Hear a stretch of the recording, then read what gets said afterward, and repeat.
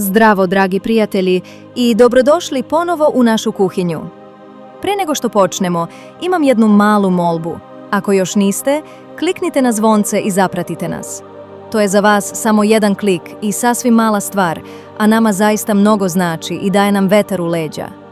Danas spremamo nešto posebno.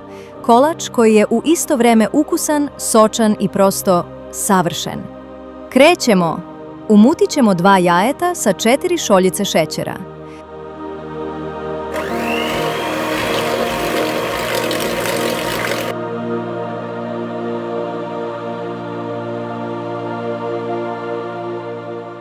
Kada to sjedinimo mikserom, dodajemo 4 šoljice brašna,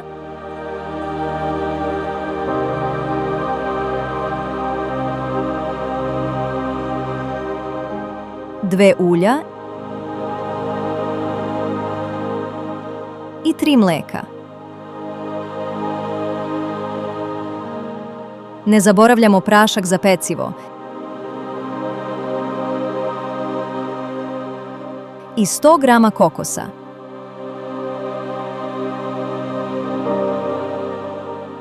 Sve to mikserom lepo sjedinimo u glatku smesu.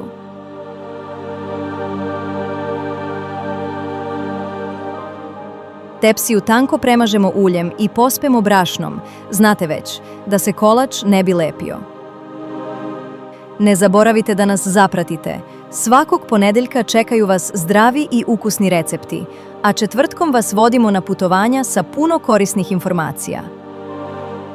Izlijemo smesu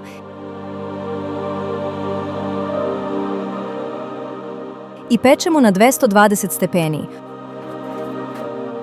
oko 20 minuta. Dok se kolač peče i kuhinja miriše, pravimo preliv. Koristimo kvalitetan, sirovi argentinski kakao. 2 kašike kakaoa mešanjem pažljivo sjedinimo sa mlekom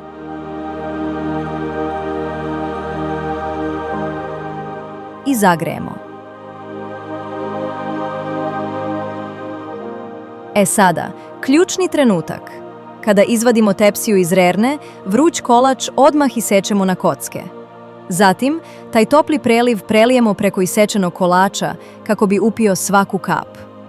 I evo ga, jednostavan, brz, a tako moćan kolač. Mekan kao duša, mirisan, savršen.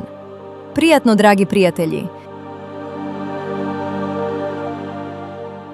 Vidimo se uskoro.